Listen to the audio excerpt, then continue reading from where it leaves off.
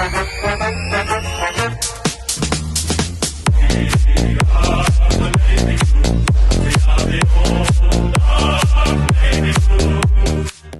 one and all, and welcome to another episode of Baggers Chat. My name is Mitch Panson, and as always, we're joined by Ethan Duffy. And tonight, 11:36 p.m., we are reviewing Carlton v St Kilda at the MCG. Final scores were St Kilda 9 goals, 862 to the Carlton Football Club 11 goals, 11.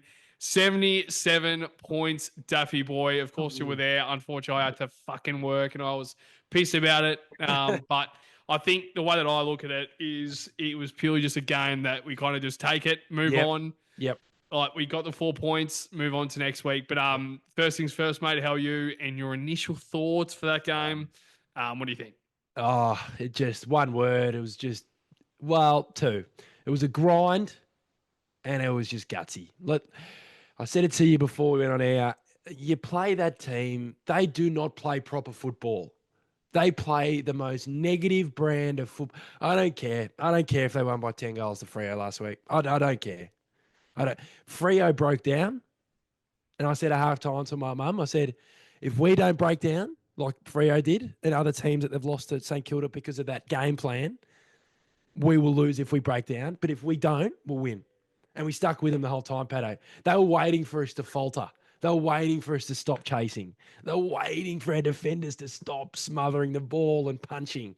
And I think a massive example was the end of the third quarter, Jack Silvani's smother, and also the series of chases from our players. There was always it was one handball, it would go to Brad Hill, and then we'd always chase. They always knew someone was on their ass. And that was just the story of the game. And like you said, it's one of those games. It wasn't on our terms, I don't think. I think we were the better team. I think we were the better team tonight. We actually try to play a brand of football that's attacking, first of all. But yeah, it's just good to see. I read a comment before, and that's all I ask. That game is all I ask. From the first bounce, I know it was a bit of a shaky start, but we didn't go, start shitting ourselves and going, we're 2 goals down to start the game. We just kept going. We just kept banging it, banging on the rock. It's going to break at some stage, and it did in the last quarter with Cooper Lord and Big H kicking the sealer, which was a moment that, it's one of those goals that you'll always remember. I know it's a home and away game, but you'll always remember that, when you play the Saints in 5 years' time, you go, remember that Harry Mackay goal from the boundary. You know what I mean? At the G as well. So, and that was a special moment. I knew we had the game in the bag because he took the 30 seconds, but I was like, it'd be nice to just rub the salt in the wound and just put the shot in. And good on him too, because he's gone through a bit in the great cause of Spud's game. It was kind of meant to be 100%. With Harry. He's pretty much, he said he's dealt with all that kind of stuff in the last month or so, and yeah, he played a ripper too. Yeah, well, that's how I've viewed it. It was just kind of meant to be. It was funny because Joe Crisp last week obviously broke the record of the games, and it came down to the last kick of the game, and it was kind of meant to be, and it didn't really go the right way for him. But then Mackay had the chance, and also Elijah Hollins, a few other names today, and it's such a great cause. Especially Tom Boyd speaking before the game. Good. His great speech was fantastic. So small things like that was just fantastic start to the game, and it kind of starts you kind of feel already like it's a huge game. It's already a huge game because you're at the MCG. But always. I think just the cause has been absolutely fantastic, and it's kind of shout out to the Frawley family how well they've done. With actually recognising St Kilda and their club, but also the opposition as well. It's not just about St Kilda, which I really like. So, I thought it was a fantastic outing, seeing from afar. And yeah, I think it was great to see Harry Mackay kick the sealer. And you were mentioning then about, I guess, a bit of a different game style. I mean, not game style, but just intent for the footy last week. Is that the main thing that you saw tonight? From last week against the Crows, obviously we got extremely outplayed by a really good side. And my opinion, before I throw to you, I saw a bit better contest and pressure. And obviously that's how one would. But is there anything else that you saw today that was a big factor as to why we actually got the job done in the end? Yeah, I completely agree. I think the contest, of course, it was much better. Yeah. You can't win many games in this competition right now without it. You can't just, put the foot off the gas and just think you just got to roll in and steamroll teams. There's some teams you could probably do that, but you can't. You can't really get away with it these days. But one thing for me is it's the structure defensively when we lost the ball. Yeah. So whenever they took them out, it was frustrating at points where, we couldn't get the ball to ground, but we didn't let it frustrate us. We didn't try to overcommit. We didn't try to, we just knew our structure. So blokes knew where to go. We blocked the middle of the ground really well in the last quarter because they were trying to get in there. That there was a few times where they were looking every single time. They're looking straight in the guts. All you need is one bloke. It's like I say, offensively. You need that one guy in the middle. Defensively, if they just see a white jumper, you go, oh, no, I'm not going to do it. Doesn't matter if he could hit that kick. It's a mental game. Yeah. It's so mental. If he just sees a couple white jumpers, you'll go, oh, okay, I have to switch back again, which that last 5 minutes showed. Like they could not get it forward. They didn't want to bomb it forward because they knew, Nick Haynes or, Wiedering or TDK or someone would be there to take that grab. But yeah, I think it was just structurally. There was a few times early with the kickouts I didn't really enjoy. They went end to end a few times. I reckon that was spoken about at half time because it really tightened up, especially off our set shots. You could watch them set up defensively. So that was a tick for me in the second half, particularly. It was just really good to see that we could win a game without having to kick 5-6 goals in the last quarter because you've got to do that in different ways. Like next weekend, we've got a smaller ground at the SCG. We don't know what the weather's going to be, Patto. It could be bloody, wet. It could be hot. You've got to be preparing. And I think you brought it up in the preview. What else do we have? Like, what else can we do to win games of football? And tonight showed that, with a more defensive side in St Kilda, who put 15 guys behind the ball, we still found a way.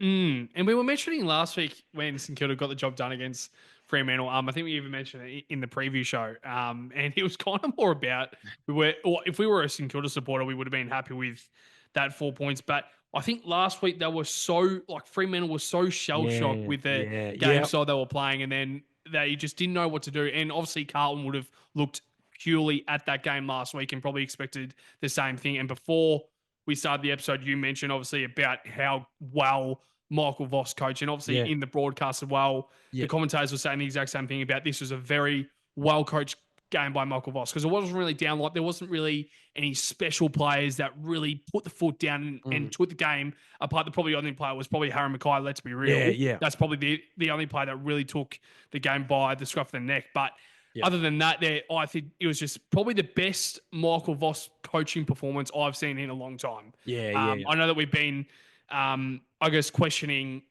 Michael Voss this year, especially about if he is the right guy, and we don't know where St Kilda is.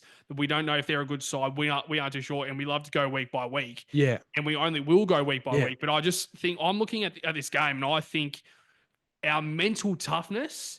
That's the one thing that I've never really seen before with Carlton. Like even with the last 5 minutes when the game was a little bit tight, I was still slightly confident. So heading into the game, my question is, were you confident heading into this game? But also when the game got tough halfway through that fourth quarter, if not probably the whole game when the game was kind of neck and neck, were you nervous? Yeah, so for the first question before the game, I actually felt today that the Adelaide game, not accepting it at all, I just felt like it was just one of those days where you're just not on at the start. The other team goes, we're putting the foot down. We just weren't good enough last week. I just think it was one of those games. No excuse at all. But you're going to have those weeks. you just got to.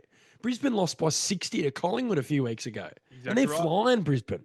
So that's not an excuse. But it's more like you're in Adelaide, you let them play on their terms and you lost. So I thought, if we just lift a little bit, and Saints aren't as good as Adelaide, let's be real. We both know that. But Yeah, in the last quarter with the second question, I was, of course I was nervous because that's just the energy in the stadium. You just, we've probably had some bad PTSD, especially against that mob, Yeah. as recently as last year. But we've had some really bad, mate. Like we've found a way to lose to them a lot of times. And when you spoke about mental toughness, you are absolutely correct. That Carlton 3, 4 years ago lose that game. They lose that game because they would have been in the last quarter. They would have been close, and they would have gone, "Oh, we just can't get that final goal." In their heads, they're just going, "Oh, we can't finish it," and now they're going to kick a goal, and then they all get shaky in defence. Oh, we might give away a free kick. There Yeah. was the Carlton of 2021. We'd be in games, and we would just butcher it. Like it's the mental toughness that we backed in our structure, Yeah. even though that when they were peppering it inside 50, we backed it in.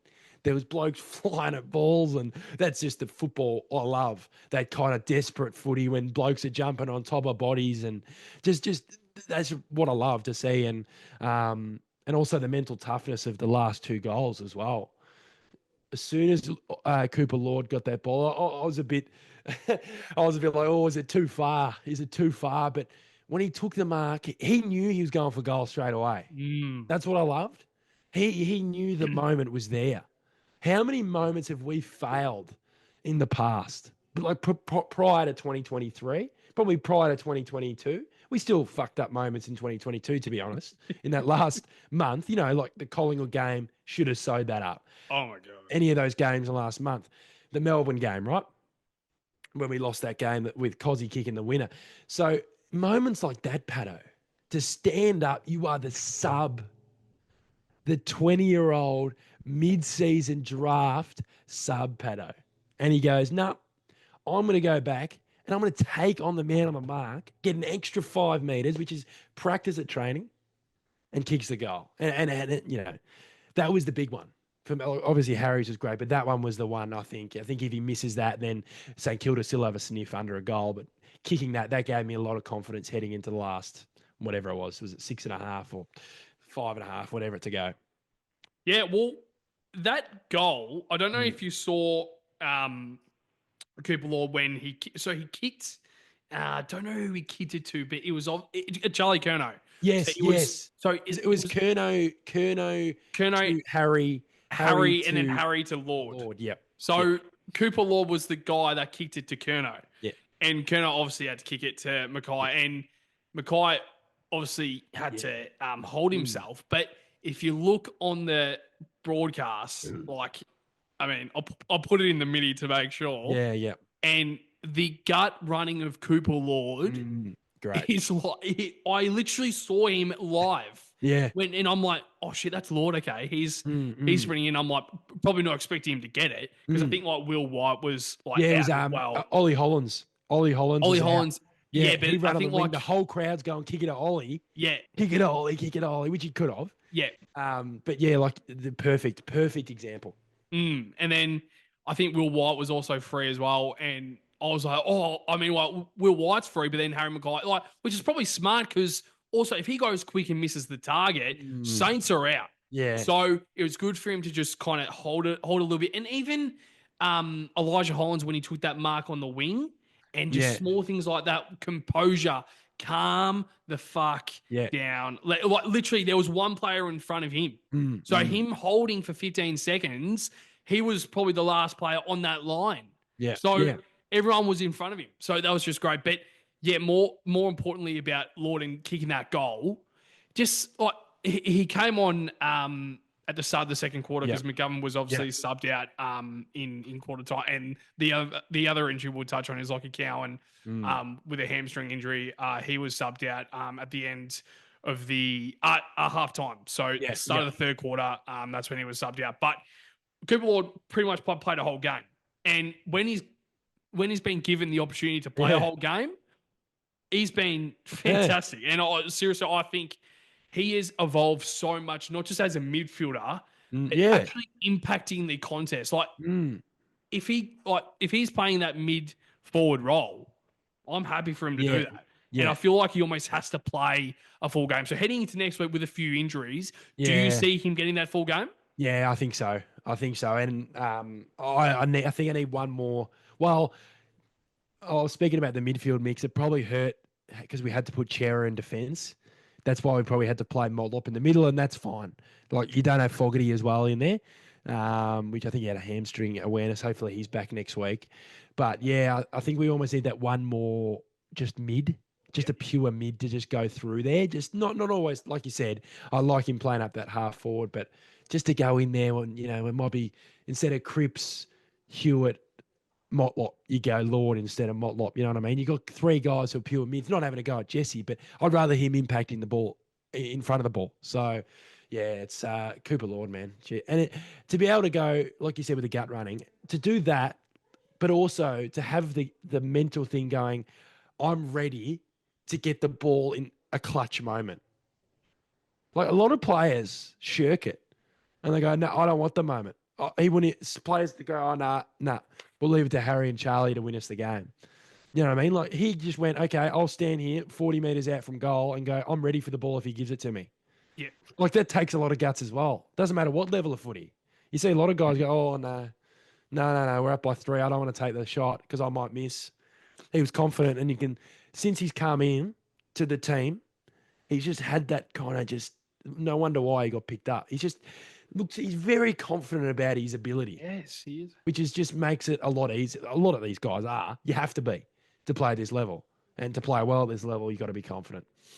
Yeah, well, I mean, he finished with 12 disposals, 8 tackles as well. Yeah, that's it. So it's just the brunt that he brings in. Obviously, Patrick Cripps had the most tackles with 10, Jack Seal 9, Mitch Owens 8 tackles as well. Yep. So he was pretty much equal third with Owens with tackles. So and he only played pretty much 3 quarters. And I know that he did have a bit of time on the bench as well. But when he just comes on, there's just something that happens. And I think his ball use is very much, I mean, dare I say, probably like a Matt Kennedy of last year. Yeah. I think he's well and truly taken that role. And I feel like there is a spot now with him playing as that mid forward role. But do you think there's a bit of a bit of competition now with Elijah Hollands and Cooper Lord? Like, do you think they're kind of in the same position? Yeah, they're different. I think Elijah's probably suited more for the outside if he's rotating. Like he's more of an outside kind of wingman half forward, where Cooper Lord, I reckon, is more in the guts, can replace a Hewitt in the middle or replace a Cripps if we need it. You know what I mean? I feel like he's more that clearance type of player. Yeah. But yeah, they both bring 2 different types of, games. So that's perfect for us. And the competition will come when, Cottrell's back in, Fogarty's back in. That's when the competition will start to really rise. Chincotta, like where does he fit in? Yeah. He can play a half forward. He can play a mid role. Let's be real. He's fit enough. 100%. He's fit enough. So I'm not saying he's going to come straight back in or whatever, but yeah, let's just hope we get some players back. I don't want to get this building injury list again at this time of the year. It's really frustrating because I thought it was going to cost us tonight. I was really annoyed when Haynes went down. I was going, we're going to lose this. Like, I didn't think we were going to lose, but it was more like, if we lose this game because of these fucking injuries, like the confidence will just be shot. Yeah.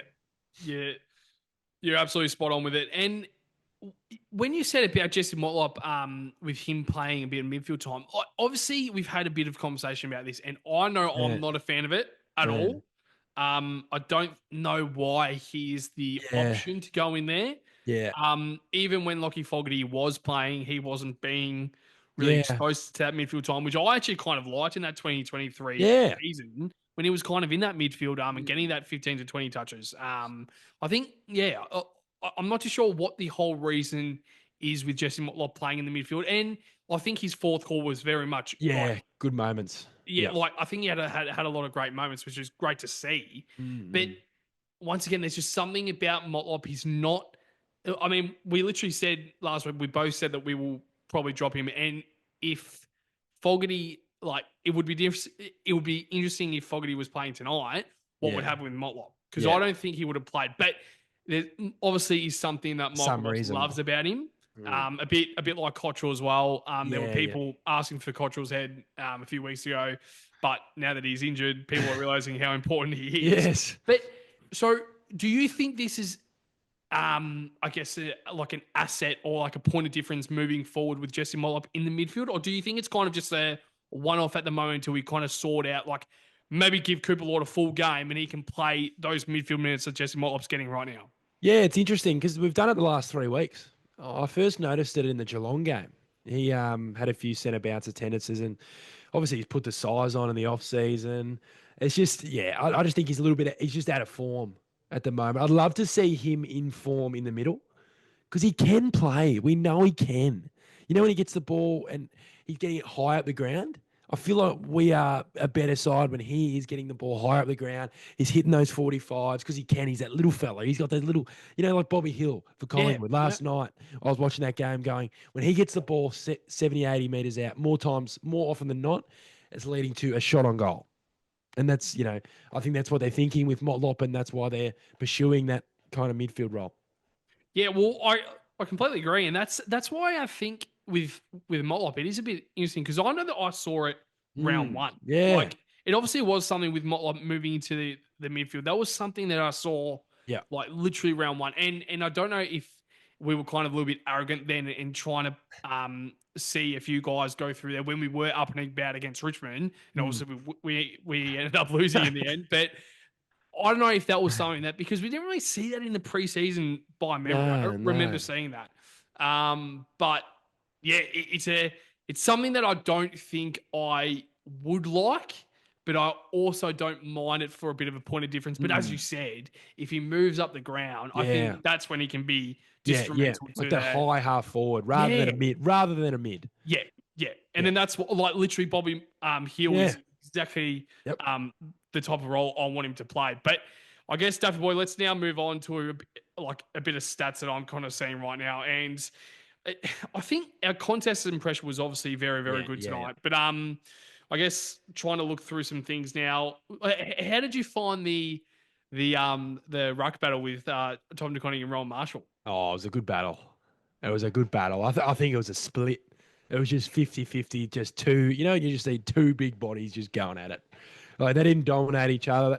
One had a moment. It was just they just couldn't get on top of each other, either of them. It was just one of those games, and it's funny because the whole storyline with Tom, if to be honest, if I'm a St Kilda supporter, I would be questioning why they're offering that money. Like Rowan Marshall, he would be on 700 max. He's actually good. Like the reason probably is Tom is that just point of difference. Tom can win you games off his own boot. I'm not saying he does it every week, but he can, and he has done it for us. Whereas Rowan Marshall is a consistent, he does it every week, but Tom can give you a fucking 30-touch game, and he kicks 2 goals, and he's taking hangers down back, and you know what I mean? Like he's 25. And he's 25. And Rowan Marshall's, he's like 30. Yeah, he's old. Because he was a mature age. I think he was North Ballarat Roosters, if I get my nuffiness out. That's where he got drafted from. But yeah, that battle, it really intrigued me. They just could not get on top of each other. It was just perfect to see. It was a good battle to see. Yeah, well, I mean, he's 29-year-old Marshall, and it actually says in the draft he was picked 10 in the 2016 rookie elevation draft. So there you go. I've been looking at it. Like he's born in 1995, and it seems like he's still very, very much new to. Not new, but he's still got so much football left in him. And I think the pure reason as to why the Saints are going after TDK is because Ron Marshall can go forward. Because I think they've really liked when he's gone forward, and that's why they tried to get Harry. I mean, that's why they brought over Harry Boyd from the Sandford last year, and they probably would have hoped that he would have played a little bit more ruck minutes. But I think they're putting a little bit more, I guess, their efforts into Isaac Keeler. I think it's an interesting one about that whole how that will turn out with the Saints. I'm not too sure, but. Do you think there's any chance now that Tom DeConning could leave to the Saints, like especially for 1.7 million? Like we probably will still offer him probably $1 million, but do you still think that there's a way? No chance. He's not. Yeah. and this might be just me looking at the crowd. I looked at the crowd tonight. Like, I know they were up and about here and there, but when we kick a goal, you know it, Patto. It's different. It's different. And that's not even a bias thing. It's different. We kick a goal and it's like we've just won the grand final. Just how it's that roar. It feels like the ground is coming on top of you. And I imagine when Harry kicked that goal, they would have been sinking into their chairs. You know those moments when it's like, oh, fuck off. You know those moments. It's like those sealers, and oh God, all that glimmer of hope just gone. But yeah, no, he's not going. The money, it's a lot of money. But then they did the same with Weeders. They offered him exactly the same contract. Yep. And I think it'd be silly. I think it would be. So here's a question for you, Patto. So put yourself in TDK's shoes, all right? You pretend you're Tom De Koning. I'll give you 5 seconds to just, get yourself ready as Tom De Koning. I'll give you 2 options, all right? You play at the G most weeks, right? In front of a big crowd. You are the number 1 ruck. Number 1 ruck. You got drafted by the team. You're playing with all your mates. And also, we play a brand of footy that isn't negative. Even if we lose, we're always, we're trying to attack. Especially the last month and a half and last season and, prior. Or option 2, you play in front of 10,000 people at Marvel, right? For a club who's achieved nothing ever. They might talk about the youngsters, but they'll go through again. But it'll be the same thing over again. They'll waste their youngsters and they'll play all those guys, right?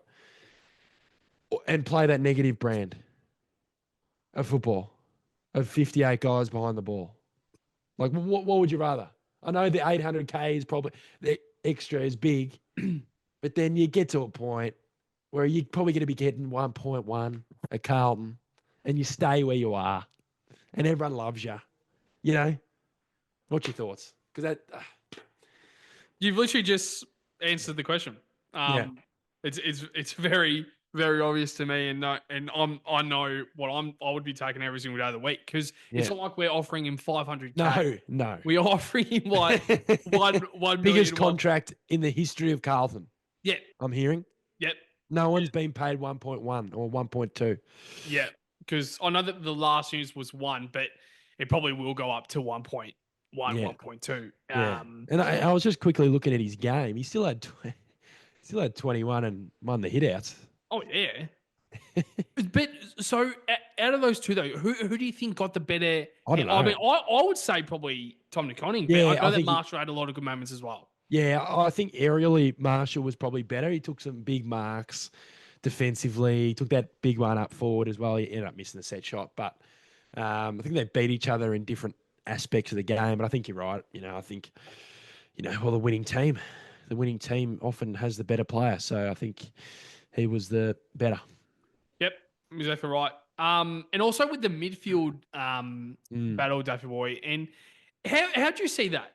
There was not. I don't think any of the midfielders really, as I said earlier, took the game by the nuts. I don't think no one really. Probably the only threatening one really was Wanganeen Miller. That was probably the only guy that really was worrying me at some stage. I don't know why we didn't put more. We in the last quarter we did. Yeah. I said at halftime, what if Frank Evans is going to do anything in this game? Tag. And he did in the last quarter. He did actually really well. He just kept tabs on him. That's all you got to do. He's going to get the ball. Like I say, it's like Dacos. He's going to get 15 minimum, right? Every game. 15, 20. It's more about don't let him get 30. I know he got 30, but don't let him get 35 and impact the last quarter. You know what I mean? Like, just don't let him have that extra 3-4 touches, because it could be crucial to winning the game. That's how important he is with ball in hand. Yeah. Don't let him get 25. I did just look at that too as I said it. I literally said, don't let him get 30. I went on player stats. He's got fucking 30, Patto. What's going on here? I generally reckon he probably had most of those touches. He just gets cheap. He just gets a lot of cheap shit, doesn't he? Doesn't he? That's his role. But I'll just say it. Get a fucking hard ball. We've won, so I can say whatever I like. But just go. Like when he went in the middle, I was working at the Brisbane game. They put him in the guts. He got found out. Go get a hard ball. Yeah, it's like Sinclair. goes celebrates that one goal. Where was he the rest of the game? He kills it every time, and I don't think he was quiet, but he didn't have that 35, 2-goal game that we always let him have. Mm. That was the one thing that I was quite Mm. impressed about with not letting Jack Sinclair get off Yeah. the leash a little bit. I mean, he finished with 26 touches, but I think obviously with the last goal, his goal in the last quarter, and that was frustrating because that was when he kicked that. This I was is like, the we were start of it. defending because my issue is we defend the stoppage so badly in our D50 this season. I feel like we've given away, I don't know the exact stats and I could be wrong, but I feel like I always have that feeling that teams just always get a couple of goals from D. And that was their only one, I think, from a D50 stoppage. So that's, once again, a credit to the defense. But that goal, fucking hell, I was like, oh, no. Oh, dearie, no. But then I was like, I do back our team in. I don't think they can get enough goals to win the game if we get a couple of goals to seal it. Yeah. And they obviously kicked 2 goals in that last quarter, Sinclair. And what was there was another one that came to my mind earlier, but I couldn't think of it. But they obviously finished with 9 goals, and they for 3/4 time it was 7 goals, 648 to the Baggers, 9 goals, 862. But yeah, we kicked 2 goals in the last quarter as well. That's just the thing I really found tonight. Yeah. Was we never really looked extremely, I guess, nervous when they were putting a lot of pressure in the back line. And I just think it's credit to, we will touch on hopefully Nick Haynes later on in the votes, but it's Haynes, it's Silvani, it's Wiedering. Like Wiedering, he wasn't overly, he wasn't moving. Even Sardi. Yeah. Just looked calm. Even if it was chaos, even when they were just times where they're just reloading and banging it on his boot, they still looked controlled and knowing what they were doing. Yeah, exactly right. And then I was saying movily. I was saying earlier he was moving well, Wettering, but that obviously isn't the word. He was moving well. And yeah, 19 touches. 14 marks for Jacob Wettering. Yeah. Which was a match high. In front of Nick Haynes and Jack Savani. I said to you there was a stat, and I know you just said we're going to touch on Nick Haynes in the votes, but this stat has to be released on the video right now. This is huge. And I'm going to say this. He is the top 3 recruits right now in the competition from the off-season. Based on what we gave up. We gave up nothing. And he wasn't getting a game, Patto. Wasn't getting a game. The Giants. That shows you how good they're going in their defense. But you look at him now. Maybe they might need him. But Nick Haynes is number 1 in the competition for marks. Wow. That is unbelievable. Nick Haynes. And you know what I laugh? Every time I see the Instagram comments, I see apologies to Nick Haynes. We read his game before people started realising, before people started, they were still bagging him. If anyone is still bagging him now, I'm not sure if you watched the game today. Seriously. He held us up in this first half, in my opinion. He was just coming across. He looks 25, Patto. That's what I'm thinking. Then he almost breaks his neck in half. Just a typical Carlton game. Every player has to have an injury. But hats off. Seriously, he's going to be in my votes again. Absolutely. Yep. I don't think the stats from what I'm seeing in front of me now are updated from earlier, but Cam Wilkie was the other one who obviously has 68 at the moment, and Nick Haynes was 67. So he obviously took more marks than Wilkie tonight. So if that is true, well and truly Haynes is in front. But it's not like he's just getting contested marks as well. He's just getting... Yeah. Yes. What I've really loved about Carlton the past few weeks especially is actually when we control the footy from our defensive 50, and a lot of people are like, move forward. But I think the best teams know when to just slow it down. Hawthorn do it well. They just know exactly what to do when to slow it down. And Elijah Hollands, when he slowed down the game last quarter, that was like a key moment, and everyone was happy about that. But it's also other moments when people think that we should be moving forward, but they know what they're doing. Nick Haynes, Jacob Weir, and Jack Yeah. Silvani. Like, I love it when it's those three off that last side of How good is defense. it? And it's literally always it's Oh, Wiedering, Silvani, Haynes. Haynes always sticks to this yep, to the wing towards the interchange bench, but yep. Silvani's on the other side. So Yes. they obviously have a certain Oh, structure, and I love that it's now I'm starting to find a bit of trust with that back line because yep. I'm seeing it consistently. It's not like I'm seeing Nick Haynes up the ground now. Yeah, yeah. Like I'm seeing them all knowing exactly what Mm. exactly what they're doing, and it has gained my trust. And I know it's only St Kilda, and we don't know if they're good or bad, but I just think we need a few more games like this to really get our trust, to really earn our trust. But I think it was once again tonight just a bit of a different. It was a great response from last week. Massive response. Yeah. But it's just the next few weeks and heading into our bye in round 12, that will be crucial to see what our ladder position will be come round 12. But Jeff Boy, is there anything else you want to touch on, I guess, about the stats before we probably move on to some votes? Because because I think we need to touch on some players. Yeah, just quickly on that trio in the defence. Oh, it's a sigh of relief for me. I feel like on Baggers Chat we have just switched backs, talked about someone he can go back, he forward, him back, him forward. Like Brody Kemp's never getting back in there. Yep. Like, let's be real. Like he's never got like that decision to bring him out of the defence and put Silvani. They proved us wrong. They did. That's a slap to my face. But it's just a slap in the face to all of us who didn't believe in it.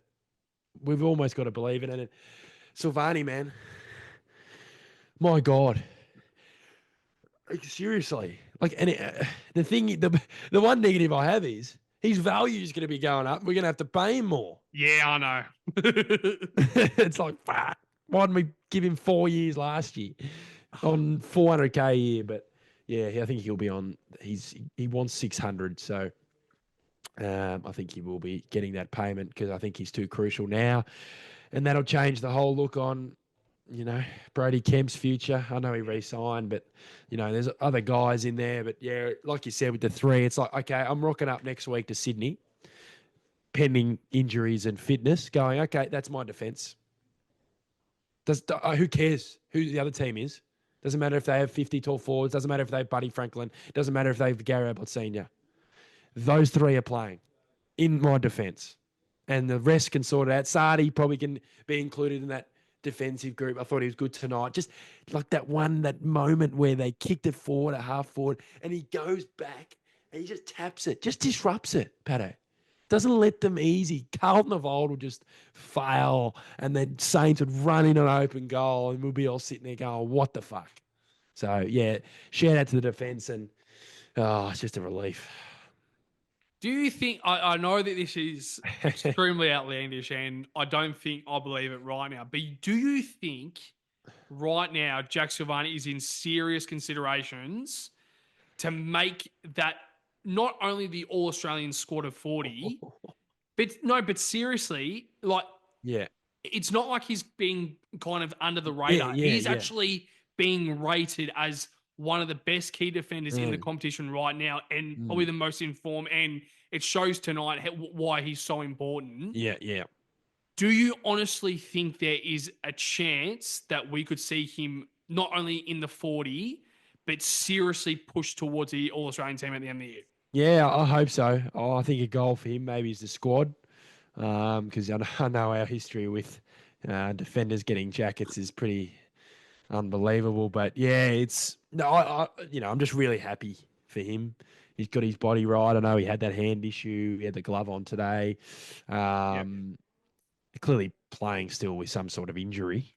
I think he had surgery, so it's still healing. But it's just all those years of people going, he's only playing because his last name is Silvani. And now I've got friends, my mates going, fuck.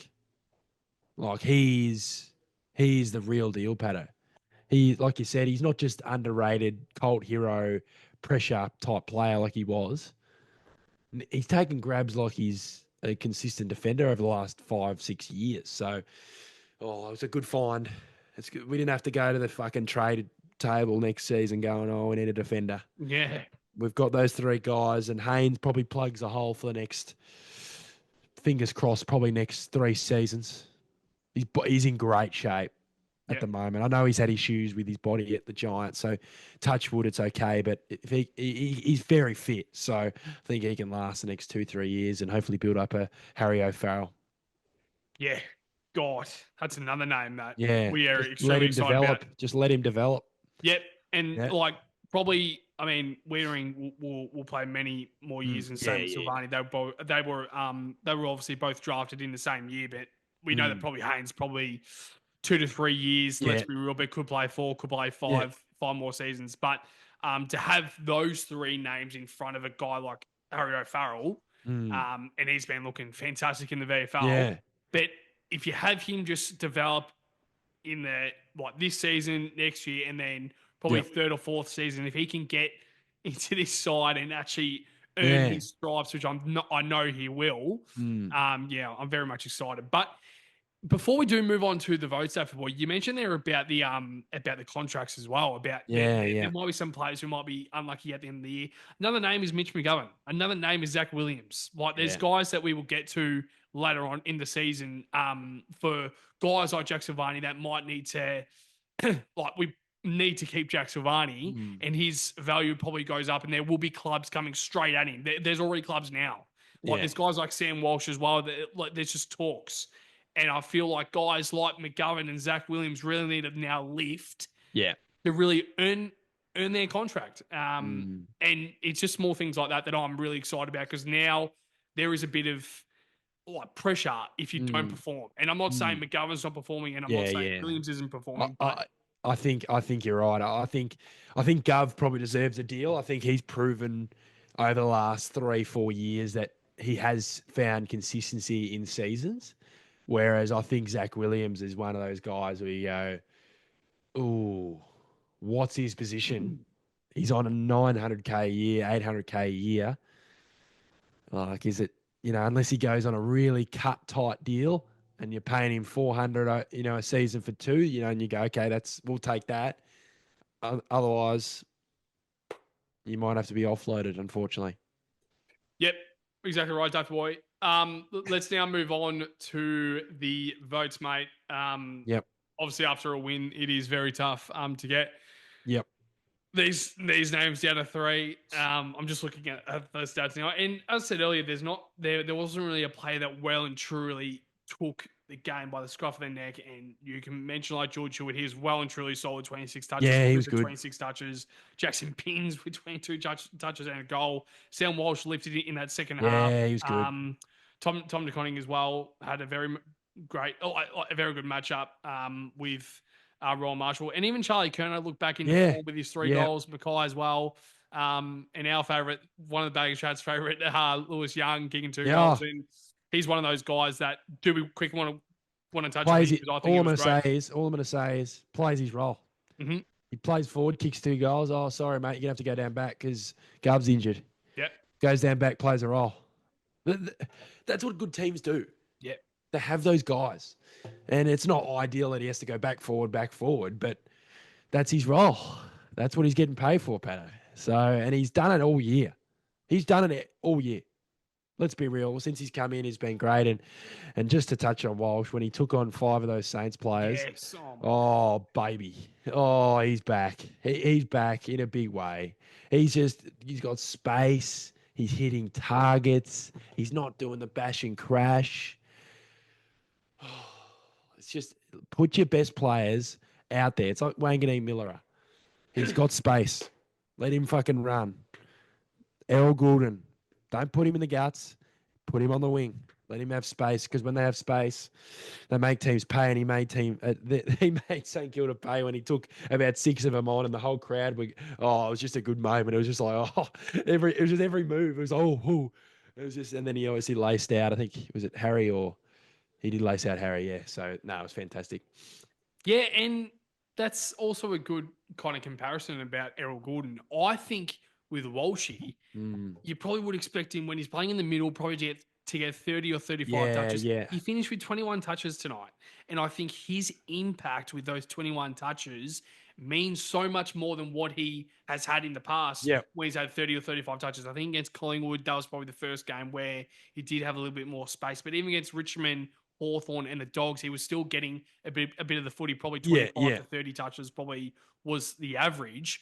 But the impact now that he's getting with the space, like the meters gained, like that's gone up tremendously. Like I know that he only had 281 tonight, but even against West Coast, he was having like 500, 600 meters gained. So that's something that is tremendous with Walsh, and like even 6 tackles as well. He's obviously getting like down into the nitty gritty of like senior footy, and I think it's great seeing him having 21 touches and know that he was probably close to one of our best.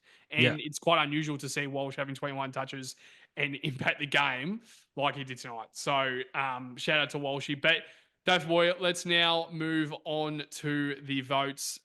So I'll throw straight to you. I won't mention any other names because we'll probably mention them in the votes. But your 3, 2, 1 for the bagger of the game votes. What have you got? Oh, it's a lot of players. I think there's, like you said, there probably wasn't standouts, but I think there was a lot of good players tonight. A lot of good players. I think there was probably 3 or 4 great players, I thought, just in terms of their impact. They don't need to have 50 touches, but I'll start off. 1 vote, Jack Silvani. He's just like he had 11 intercepts. He's, like you said, he's just going from strength to strength, and his impact was every time he's under the ball, I'm trusting him to take the mark or just bring it to ground or like find a way to eliminate the risk of the other team kicking a goal. So shout out to Sosa. 1 vote, 2 votes. This is a tough one. I've got 2 blokes in this.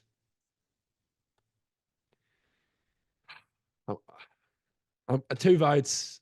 He could have been 3. You know I love him. He's probably my favourite player since a long time. Seeing him going from not getting the game early, developing, everyone going, he's got to play, he's our fucking future. And now seeing him kick the ceiling goal. Harry Mackay's got my 2 votes. Easily could have been 3. Just phenomenal. I think he took, what did he end up with? 10 marks. Just looking at it now. Yeah, 10 marks, 3 goals, 20 touches. That's a Harry Mackay game. He did that a couple of weeks ago against the Cats.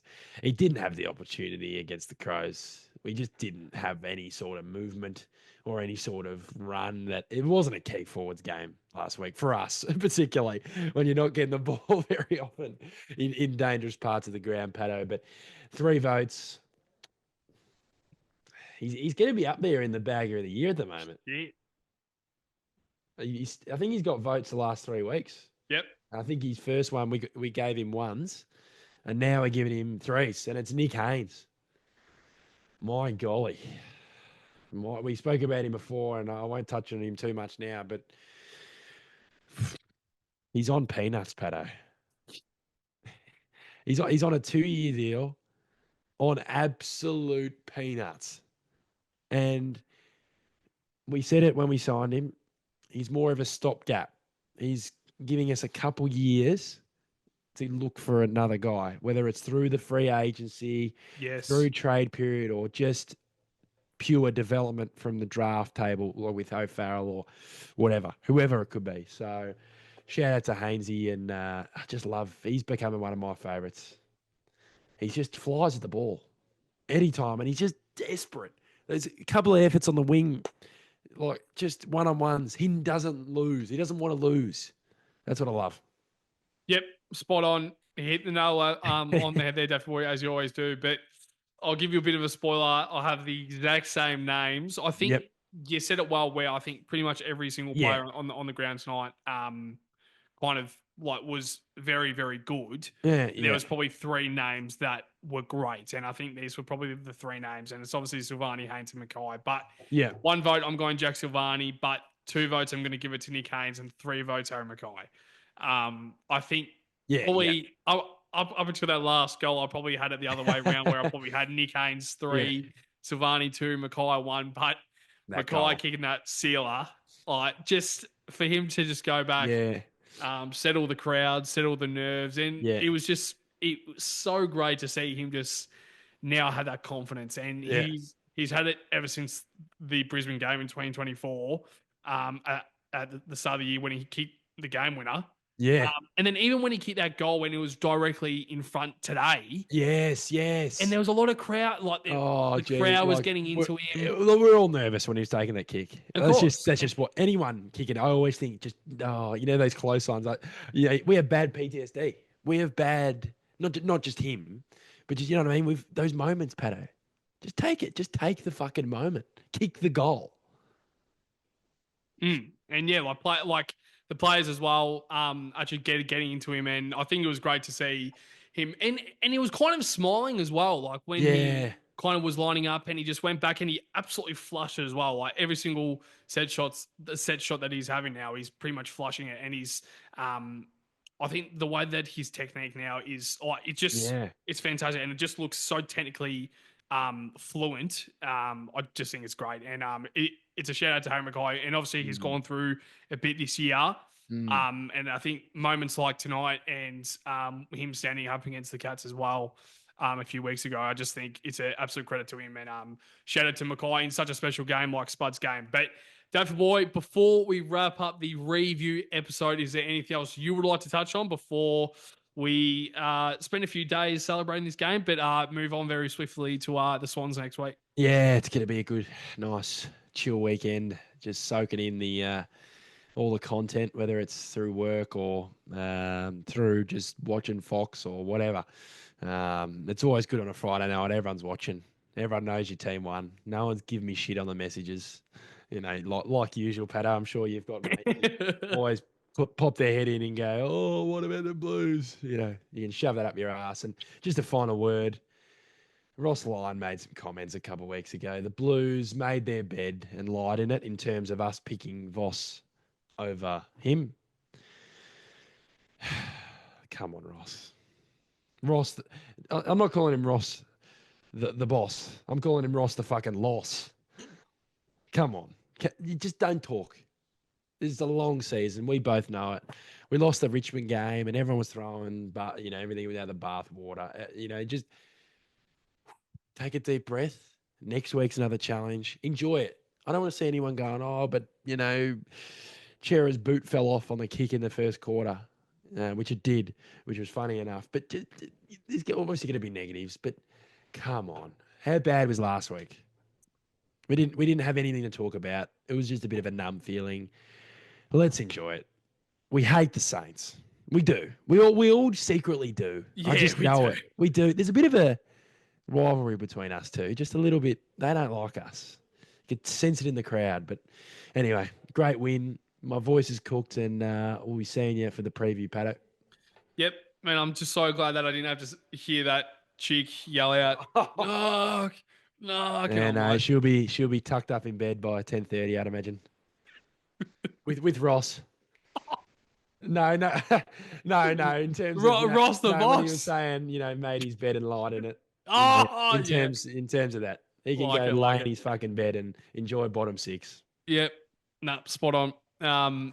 Yeah, well, you pretty much sealed it perfectly there, Daffo. And yeah, there's a bit of a rivalry going on, and I'm just so happy that we are now the team that other teams love to hate, because we see St Kilda as completely irrelevant. We don't give a fuck about them. Yep. But they just view us as so highly and so like, we absolutely hate them because we're actually a good side now. And to see St Kilda being so irrelevant as they always are, it's just so great.